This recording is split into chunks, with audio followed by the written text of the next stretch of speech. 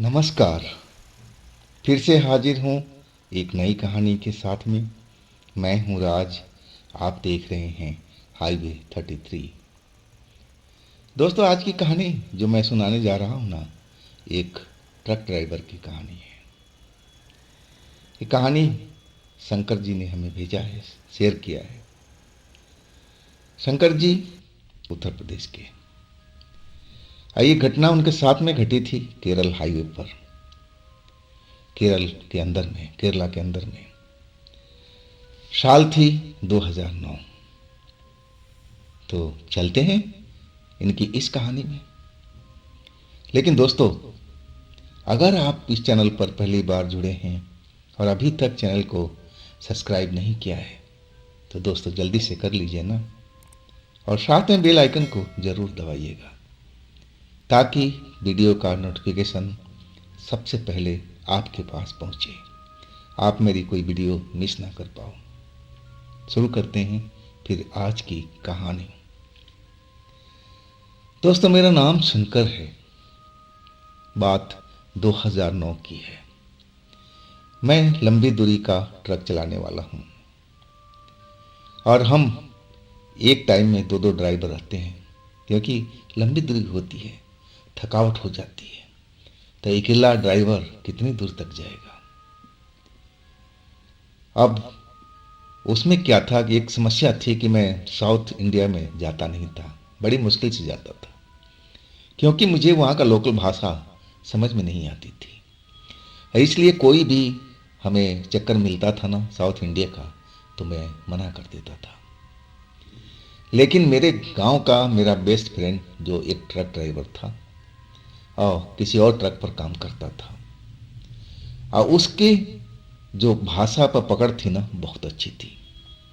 South India की भाषा हो, वेस्ट बंगाल की भाषा हो, मतलब इतना तो जान लेता था कि लोग बाग क्या कह रहे हैं, वो समझ लेता था, और थोड़ा बहुत टूटी फूटी बोली लेता था। जब उसको नौकरी से हटाया गया था, तब वो गांव में काफ़ी दिन घर में बैठा रहा, नौकरी की तलाश करता रहा। लेकिन सबसे बड़ी दो कमी थी उसकी। एक तो दारूबाज था, नशेबाज था, और दूसरी बात उससे भी और अधिक बदतर थी, वो लड़कीबाज भी था। और उसी चक्कर में उसकी बीवी से तलाक भी हो गया था। अब तलाक होने के बाद में तो खुला और हो गया था। लेकिन कब तक ऐसा करता, कब तक ऐसा घूमता, कब तक, पैसे की जरूरत तो पड़ती ही है। और संजोग से मैं अपना ट्रक लेकर के अपने गांव पर लौटा था काफ़ी दिनों के बाद में। आज जो मेरा साथी ड्राइवर था, अब वो 1 महीने के लिए छुट्टी मांग रहा था। वो बिहार का रहने वाले थे और उनके घर में शादी ब्याह थी। अब उनको जाना भी जरूरी था, तो मैंने तो उनको छोड़ दिया था। मतलब मेरे पास एक ट्रक ड्राइवर की जगह खाली थी। और रात को मैं सुबह सोया और सुबह उठा तो वही मेरा दोस्त जिसका जिसका नाम था अजीत, वो मेरे दरवाज़ा को खटखटा रहा था। माँ ने दरवाज़ा खोला तो बोला, शंकर भैया से बात करनी है। और आखिरकार मेरी उससे बातचीत अब होने लगी थी जगने के बाद में। वो अपना दुख दर्द बताने लगा था, लेकिन मैं उसका बचपन का मित्र था। वो स्कूल के टाइम से ही ऐसी ही उसकी आदत थी, नशेड़ी शुरू से ही था। लड़की बाजी का शौक उसका शुरू से ही था। तो ये तो दो समस्याएं उसके पास हमेशा रही है, शुरू से लेके अभी तक। मैं कहने लगा कि बताओ, कुछ पैसे की मदद चाहिए तो मेरे से ले जाओ। लेकिन वो रोते हुए कहने लगा कि नहीं भाई जी, अब तो मैं इतना बदनाम हो गया हूँ ना कि कोई ट्रक वाला मालिक मुझे नौकरी नहीं देता है, तो आपसे ही मुझे बड़ी आसरा है। अब तो मेरी पत्नी से भी तलाक हो गया है। अब मैं बोला कि फिर बताओ मैं क्या मदद कर सकता हूँ। वो कहने लगा कि आप अपनी ट्रक पर मुझे नौकरी दे दो।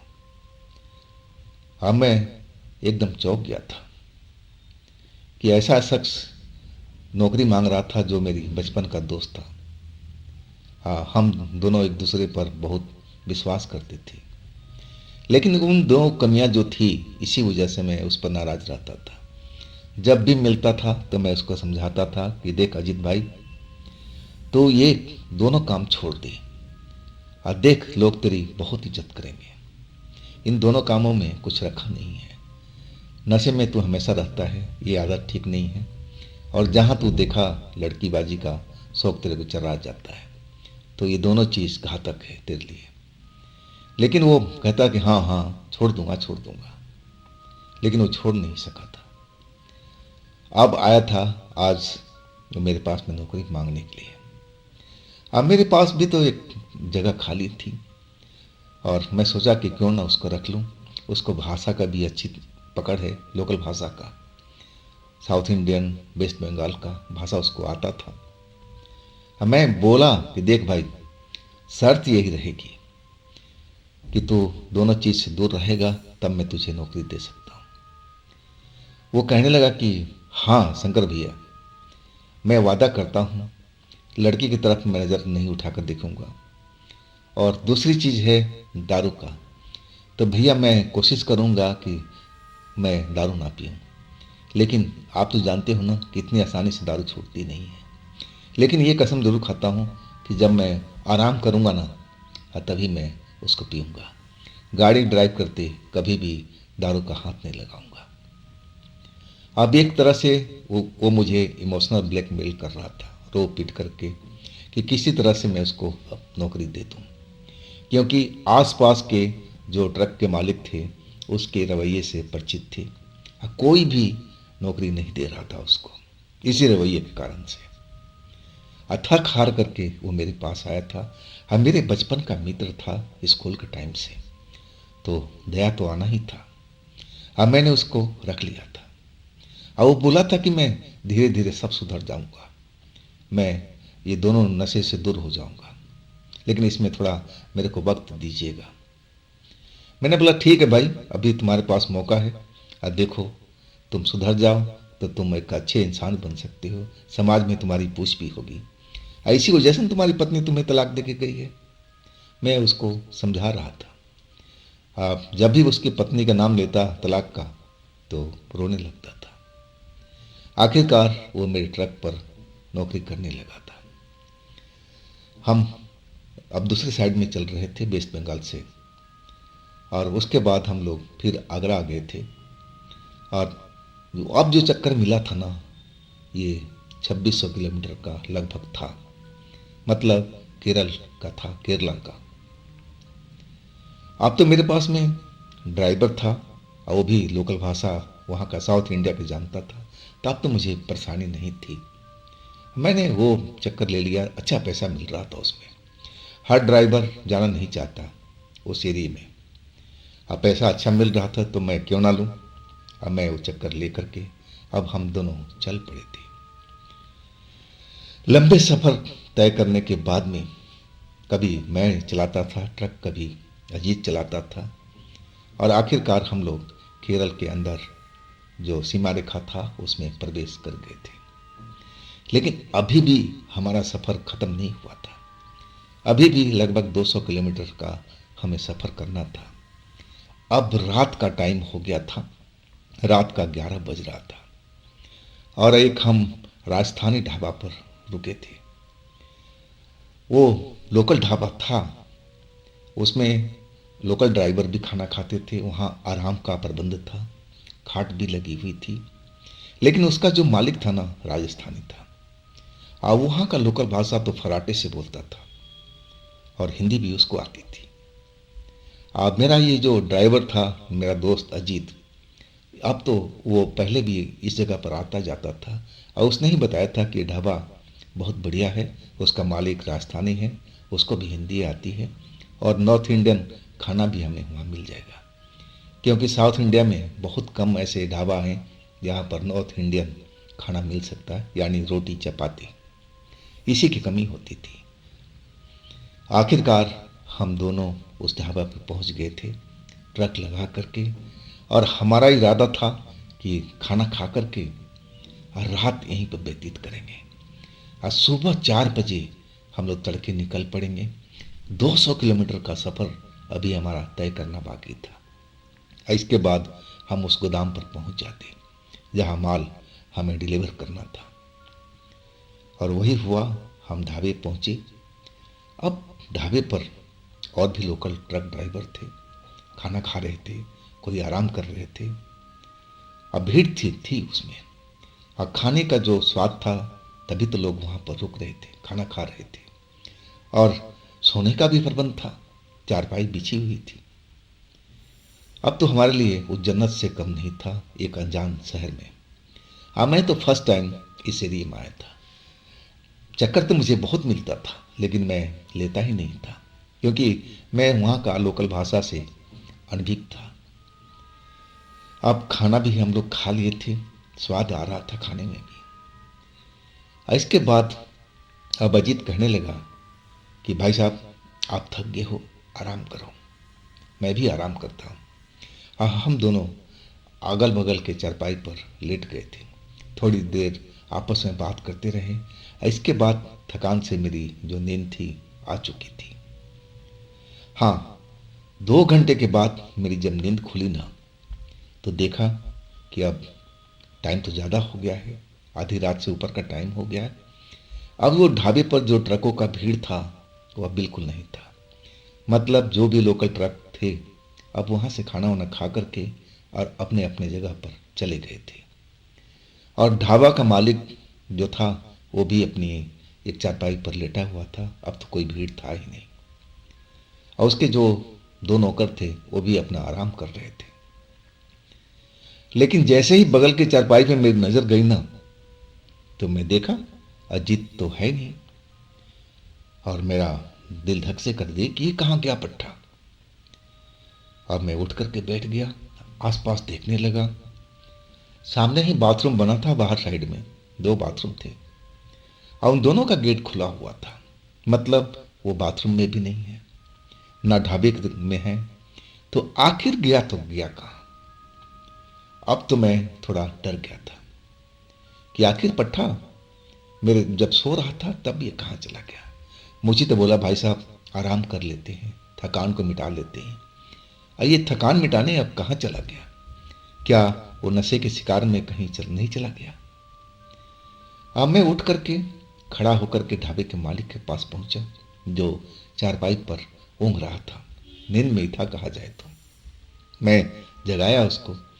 मैं अपने दोस्त के बारे में पूछा तो कहने लगा कि बाबू मुझे नहीं मालूम, वो तो वहीं पर आपके चारपाई के बगल में दूसरी चारपाई पर सो रहा था। मैं भी अब अपने चारपाई पर लेट गया था। अब तो काम धाम है नहीं, काम धाम सुबह से 4 बजे से स्टार्ट होगा चाय पानी का। तो मैं देख नहीं पा बाबू के कहाँ गया है। अब मैं सही मायने में परेशान हो गया था।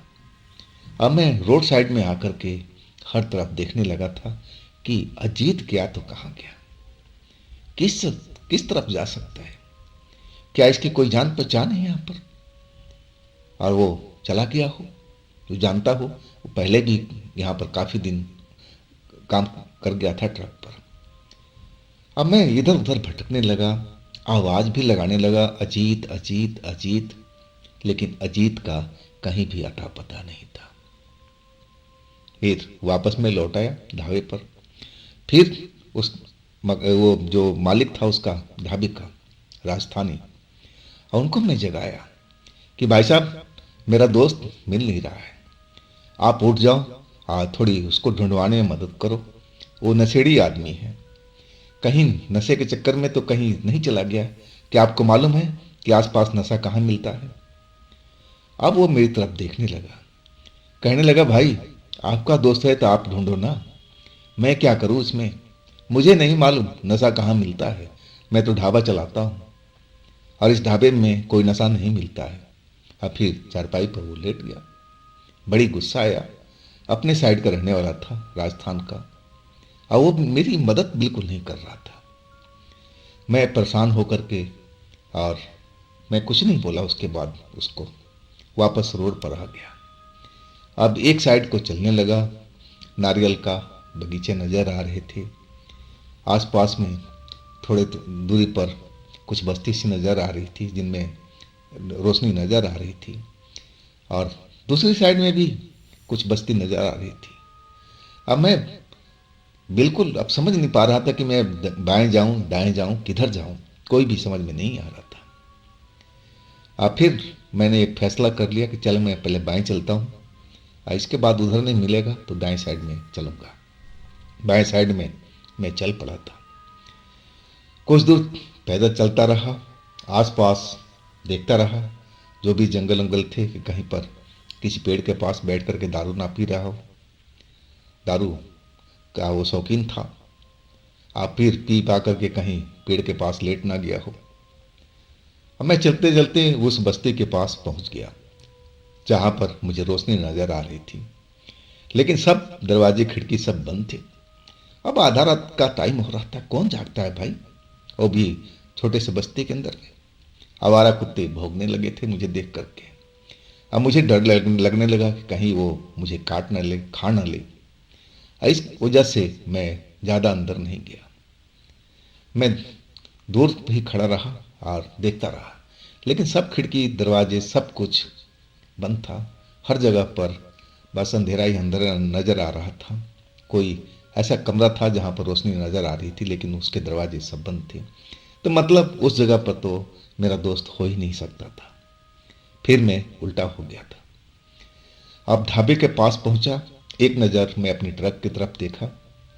अब मुझे लगा कि कहीं गलती से ट्रक के अंदर तो नहीं चला गया, क्योंकि चाबी उसी के पास में थी। अब मैं अपने आप पर थोड़ा गुस्सा होने लगा कि मुझे पहले ट्रक के अंदर देख लेना चाहिए था, कहीं वो अंदर आके तो नहीं सो गया है। अब मैं आया तो देखा ट्रक लॉक है दोनों साइड से। अब मैं चढ़ कर के भी देखा, खिड़की में झांका तो ट्रक का केबिन खाली है। इसका मतलब वो ट्रक के अंदर भी नहीं है। परेशान तो बहुत हो गया था। इतनी परेशानी उस रात को जो मैं झेला था अनजान जगह पर कि मैं क्या बताऊं आपको, दिमाग भन्ना गया था। अगर उसको कुछ हो जाता इस जगह पर तो मेरा बचपन का दोस्त था। हालांकि उसकी पत्नी उसको छोड़ के चली गई थी। अब उसके मम्मी पापा अब उसको अलग कर रखे थे, अपने छोटे बेटे के साथ में रहते थे। लेकिन पूछ तो सकती थी ना कि मेरा बेटा कहाँ है, वो तुम्हारे साथ में ट्रक पर काम करने गया था। अब मैं इस चिंता में घुला जा रहा था कि मैं इसके बगैर अब कभी घर लौटूं और वो पूछने आ जाए कि मेरा बेटा कहाँ है अजीत, तो मैं क्या जवाब दूंगा। यही चिंता मुझे सबसे ज़्यादा सता रही थी। अब मैं गुस्सा को पीता हुआ अब दाहिनी साइड को चल पड़ा। उधर भी एक दो बस्ती दिखाई दे रही थी, लेकिन दूर था वो। नारियल का पेड़ उधर भी काफ़ी दिखाई दे रहे थे। अब मैं रोड पर चलता जा रहा था, दाएं बाएं दोनों साइड देख रहा था, लेकिन अजीत जो था बिल्कुल नजर नहीं आ रहा था।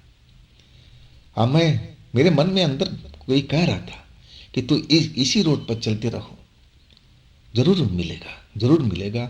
जैसे मेरे मन के अंदर में कोई बैठा हो और वो बोल रहा कि तुम सीधे चलते रहो, सीधे चलते रहो। और अपने मन को मैं अपने बात को माना और आगे की तरफ चलता रहा। वो बस्ती अभी काफ़ी दूर थी। अब मैं रोड पर अकेला चल रहा था, ट्रैफिक बिल्कुल नहीं थी। कुछ दूर चलने के बाद में नारियल का झुंड था और वहाँ पर एक झोपड़ी बनी हुई थी। अब किस पर्पस के लिए झोपड़ी बनी थी, रखवाली के लिए या फिर किस काम के लिए, मुझे तो नहीं मालूम। और जब वो झोपड़ी के पास पहुंचने लगा ना, तो ऐसा लगा कि मेरे दोस्त की कराहने की आवाज आ रही है। वो दर्द में है। मुझे तो विश्वास ही नहीं हुआ कि इतनी दूर मेरा दोस्त चल करके आ सकता है, लेकिन इस झोपड़ी में क्या कर रहा है, इस झोपड़ी में उसकी कराहने की क्यों आवाज आ रही है। अब तो दिल धक से कर गया था। मैं आवाज नहीं लगाया, धीरे धीरे कदम बढ़ाता हुआ जहां से मेरे दोस्त की कराहने की आवाज आ रही थी, अजीत की। जब झोपड़ी के दरवाजे पर पहुंचा ना, तो मैं देखा क्या, तो मेरी आंखें जो थी बड़ी बड़ी सी हो गई थी डर के कारण से। जमीन पर नंगे लेटा हुआ था मेरा दोस्त और उसके सीने पर सवार थी एक औरत, बिल्कुल सफेद कपड़ों में। और उसके साथ क्या कर रही थी ये तो मुझे नहीं मालूम था। कपड़े उसके शरीर पर जैसे चिथड़े हो गए थे, सारे कपड़े फटे हुए थे, जैसे उसने बेदर्दी से मेरे दोस्त के सारे कपड़े फाड़ रखा। और सीने पर बैठी न जाने क्या कर रही थी। अब बस मेरा दोस्त का कराहने की आवाज़ आ रही थी, जैसे वो काफ़ी दर्द में हो, काफ़ी बेचैन हो, लेकिन वो किसी को आवाज़ नहीं दे पा रहा था। बस उसकी गले से, मुंह से आवाज़ कराहने की निकल रही थी। और जैसे ही मैं ये सब देखा ना, तो मैं भी कुछ पल के लिए तो एकदम कुछ बोल ही नहीं पाया था। समझ ही नहीं सका था कि ये सब मेरे सामने जो हो रहा है ये क्या हो रहा है। मेरी दोस्त यहाँ पर कैसे पहुंचा, और ये औरत कौन है जो इसके सीने पर सवार है, और इसके सारे कपड़े फटे कैसे हैं, क्या कर रही है औरत। और कुछ देर जब मुझे लगा कि अब मुझे टोकना चाहिए, बोलना चाहिए, पहले तो मैं कुछ बोल ही नहीं पाया था, देख करके भौचक्का सा रह गया था। और तब मेरे गले से आवाज़ निकली, ये क्या कर रही हो तुम मेरे दोस्त के साथ में। और जैसे ही मैं अचानक बोला ना, वो औरत अब मेरी तरफ मुड़ करके देखी, और उसकी शक्ल देख करके मैं तो एकदम लगा कि मैं बेहोशी में चला जाऊंगा। इतनी भयानक शक्ल तो मैंने अपनी जिंदगी में नहीं देखी थी। अब पहली नजर में देख करके मुझे मालूम हो चुका था कि जिस औरत को मैं देख रहा हूं ना, ये साधारण औरत नहीं है, ये चुड़ैल है। और मैं चिल्ला पड़ा था, बचाओ बचाओ, हेल्प हेल्प हेल्प। लेकिन बस्ती भी दूर थी और वो ढाबा भी दूर था, जो राजस्थान वाला ढाबा था जहां मेरी ट्रक खड़ी थी, वो भी दूर था। और बस्ती और ढाबे के बीच में ये सब सारा खेल हो रहा था, एक नारियल के झुंड के पेड़ के नीचे में, जहाँ एक झोपड़ी बनी हुई थी। तो आखिर मेरा दोस्त यहाँ तक कैसे आ गया था। लेकिन अब ये मौका नहीं था, मौका था कि अब यहाँ से अब जान बचाया जाए, अपना भी अपने दोस्त का भी। और जैसे ही वो औरत मेरी तरफ देखी, मैं चिल्ला पड़ा था जोरों से। अब मेरी चिल्लाहट सुन करके वो औरत एकदम जैसे हवा में गायब हो गई मेरी नज़रों के सामने में। मैं देख ही नहीं पाया कि आखिर वो कहाँ गई तो कहाँ गई। जब वो मुझे नजर नहीं आई ना, मेरा बदन तो डर के मारे सूखे पत्ते की तरह कांप रहा था। पूरा बदन एकदम रोम रोम मेरा खड़ा था डर के कारण से। मैं अब लग रहा था कि गले से बोल भी नहीं, मुंह से आवाज भी नहीं निकल पा रही हो। मेरा मुंह सूख चुका था, जबान काम नहीं कर रही थी कि मैं आवाज निकालूं, अपने दोस्त को आवाज दूं कि दोस्त उठ जाओ और जल्दी से यहां से भागो, ये तो चुड़ैल का घर है। लेकिन अब चुड़ैल जैसे हवा में गायब हो गई हो। अब मुझे वो झोपड़ी में नजर नहीं आ रही थी। और आखिरकार मैं हिम्मत करके अपने दोस्त के पास पहुंचा, बाजू पकड़ करके और उसको हिलाना डुलाना शुरू किया। आवाज तो गले से निकल नहीं रही थी। और कुछ देर की मेहनत के बाद में वो मेरा जो दोस्त था अजीत होश में आ गया। और जैसे ही होश में आया वो चीख मारा डर के कारण से। आंखें उसकी बड़ी बड़ी मोटी मोटी सी दिखाई दे रही थी, डरा हुआ था बेहिसाब। और उठ के खड़ा हो गया और मुझे देखे कहने लगा, भाई साहब आप यहां तक कैसे पहुंचे, भागिए यहां से, भागिए यहां से। और इसके बाद हम दोनों लोग एक दूसरे के हाथ पकड़े और उस जगह से अपने ट्रक के साइड में भागने लगे थे। उसके पैंट के पर जो कहा जाता ना चिथड़े बने हुए थे, और शर्ट का भी वही हालत था। आधा तो कपड़ा जैसे गायब हो गया था, पैंट का भी शर्ट का भी। और आधे अधूरे कपड़े में मेरा दोस्त किसी जोकर की तरह लग रहा था। और भागते हुए हम अपने ट्रक के पास पहुंचे, और ढाबे के मालिक अभी चारपाई पर लेटा हुआ था, नींद में था। नौकर भी उसके सो रहे थे। आखिर कोई काम तो था नहीं, कोई ट्रक नहीं आ रहा था, तो उनका तो जो काम चलता है ट्रक वाले से ही चलता है। हम ट्रक के अंदर पहुंच गए थे चाबी खोल करके। इसके बाद मैं पूछने लगा, कुछ देर बैठने के बाद जब हम दोनों शांत हुए डर से ना, तब मैं पूछने लगा कि सुजीत, अजीत, अजीत तू तो मेरे बगल में लेटा हुआ था, तो तू उस झोपड़ी में कैसे पहुंच गया। अब वो रोने लगा था, डर के कारण। कहने लगा, भाई साहब मेरे से बहुत बड़ी गलती हुई।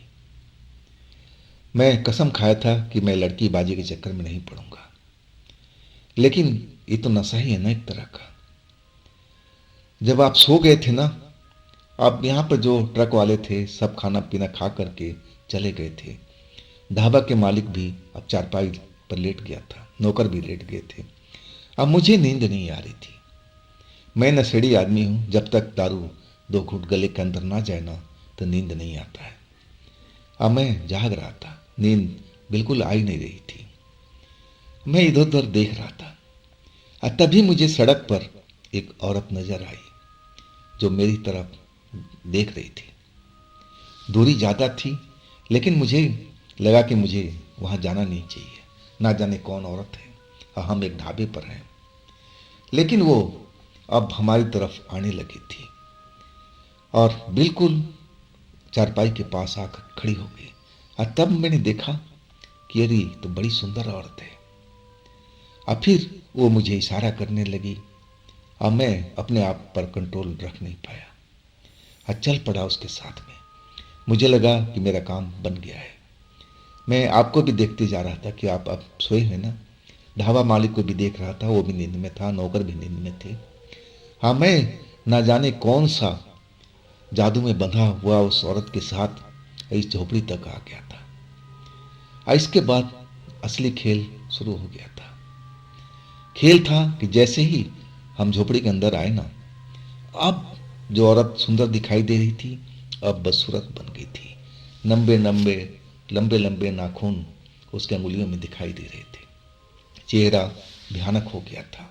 अब तो मेरे कपड़े फाड़ रहे थे अपने लंबे नाखून से। अब देखिए ना मेरे क्या हाल पड़ा रखा है। कई जगह पर नाखून लगे हुए जिसमें सभी भी खून रिस करके सूख चुका है। अपनी दर्द बयान कर रहा था। तो मैंने पूछा कि आखिर तुम गए क्यों वहां पर, लेकिन उसके पास कोई जवाब नहीं था। इसके बाद का किस्सा तो आपको बता ही चुका हूं। और आखिरकार जो उसने बताया, उसके बाद मुझे होश नहीं रहा। उस औरत ने मुझे जमीन पर पटक दिया था और छाती पर सवार हो गई थी। तब तक तो मुझे होश था और उसके बाद मैं अपना होश खो बैठा था। और जब होश आया तो आप मुझे जगा रहे थे। भाई साहब, ये जगह ठीक नहीं है, हम लोग यहाँ से निकलना चाहिए। ये चुड़ैलों का अड्डा है इस रोड पर। और उसकी बात भी मुझे सच लग रही थी। लेकिन बार बार मैं वही पूछ रहा था कि भाई, तुमने तो कसम खाई थी कि तुम औरतों के चक्कर में नहीं आओगे, लेकिन तुमने तो कसम तोड़ दी ना। यही बात थी, इसी वजह से मैं तुम्हें रोक रहा था कि तुम किसी दिन बड़े खतरे में आ जाओगे इस चक्कर में। लेकिन तुम तो सुने नहीं ना। लेकिन वो फिर पहले की तरह रोने लगा। कहने लगा, भाई साहब मैं अपने आप में नहीं था। अगर मैं अपने आप में होता ना तो मैं उस औरत के पास बिल्कुल नहीं जाता, चाहे वो कितना भी मुझे बुलाती। मैं कसम खा रखा था। लेकिन मैं जैसे अपना होश उसको देख करके खो गया था। मुझे समझ में नहीं आ रहा था कि मैं जो कर रहा हूँ वो सही है, उसके पीछे जाना चाहिए कि नहीं जाना चाहिए। मैं यही बात समझ में नहीं आ रहा था। मैं उस औरत के चक्कर में फंस गया था। आज सही मायने में जितना मुझे उस दिन डर लगा था ना, मैं अपनी ज़िंदगी में कभी इतना डर झेला नहीं था। हम अब अपने ट्रक स्टार्ट करके और आगे की तरफ निकल गए थे और चलते रहे रोड पर, रुके नहीं थे। जब तक सुबह ना होगी ना तो डर सता रहा था कहीं वो चुड़ैल हमारी पीछा कर रही हो। और आखिरकार जब सुबह हो गई ना तब हम एक ढाबा पर रुके थे, जहाँ पर चाय पानी पिए और उसको नहलवाया और कपड़े बदलवाए और तब हम आगे की सफ़र पर चले थे। तो दोस्तों, ये थी शंकर जी की अपनी कहानी। अगर आपके पास भी ऐसी कोई घटना है जो आप मुझे बताना चाहते हैं तो आप मुझे इंस्टाग्राम या फिर मेरे व्हाट्सएप नंबर पर अपनी कहानी, अपनी घटना को शेयर कर सकते हैं। दोस्तों, ये भी चैनल आप ही का है, तो इसको भी अपना प्यार दीजिए ना, लाइक कीजिए, सब्सक्राइब कीजिए। देखिए ना हम लोग कितना मेहनत करते हैं आप लोगों के लिए, रोज़ रोज़ वीडियो बनाता रहता हूँ। इस काम में कितना मेहनत लगता है आप लोग इसका अंदाज़ा लगा नहीं सकते। तो दोस्तों, फिर मिलते हैं ना अगले रोज़ एक नई कहानी में। आप लोग अपना ख्याल रखिएगा। नमस्कार।